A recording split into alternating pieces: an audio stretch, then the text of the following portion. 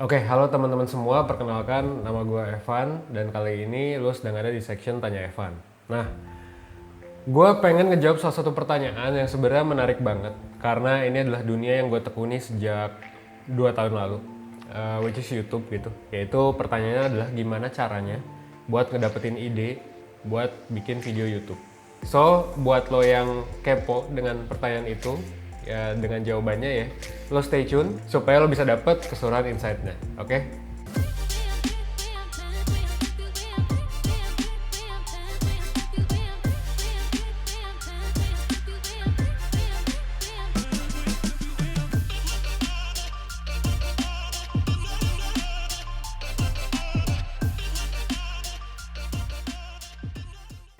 Oke, pertama-tama kalau kita ngomongin soal YouTube ya, gitu.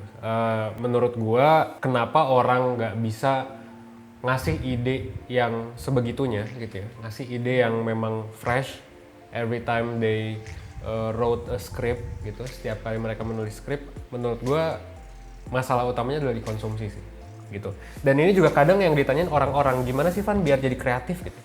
Gimana sih Van biar bisa ngasihin ide terus ya? Well, sebenarnya semuanya balik lagi ke konsumsi gitu. Jadi kita ngomongin kan kalau misalnya YouTube ngomongin soal produksi kan, produksi skrip, produksi konten. Nah produksi gak bakal jalan kalau misalnya lu nggak ada konsumsinya gitu. Bayangin gini, kalau misalnya konsumsi lu sama kebanyakan orang yang basically mereka bukan content creator gitu. Jadi ibaratnya following lu tuh sama lah sama semua orang-orang, ya lu nggak bakal dapet ide yang fresh. Kenapa? Karena ya basically you're the same with everyone. Dan ketika ide lu sampaikan keluar, ya ide lu nggak bakal sebegitunya bagus. Kenapa? Karena ya basically orang-orang udah tahu gitu. Jadi buat lu yang punya side project gitu ya, terus lu ngelihat kok followers gue nggak nambah-nambah ya.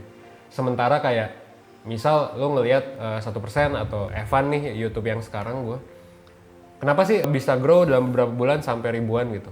Ya well basically karena ya konsumsinya sih menurut gue gitu. Jadi gimana caranya buat ngedapetin ide buat YouTube? Menurut gue konsumsi lo harus berkualitas banget biar nanti lo bisa ngeluarin ya produksi konten yang berkualitas. Jadi produksi yang bagus sama dengan konsumsi yang bagus. Kalau misalnya lo butuh bukti, sebenarnya lo bisa lihat aja sih teman-teman lo yang kontennya bagus gitu ya, yang bikin konten bagus, atau artis-artis yang bikin konten oke, atau lo juga bisa lihat sebenarnya idola lo gitu ya, misal fotografer gitu ya, fotografer biasanya following mereka suka berbeda dari kebanyakan orang. Artis gitu ya, artis pakai T as in seniman gitu ya, biasanya mereka punya taste following yang berbeda dibandingkan kebanyakan orang. That's why mereka bisa bikin lagu, mereka bisa bikin sebuah sesuatu gitu ya, termasuk ide YouTube ya yang oke banget gitu dibandingkan kebanyakan orang, dan mereka jadi groundbreaking gitu kan.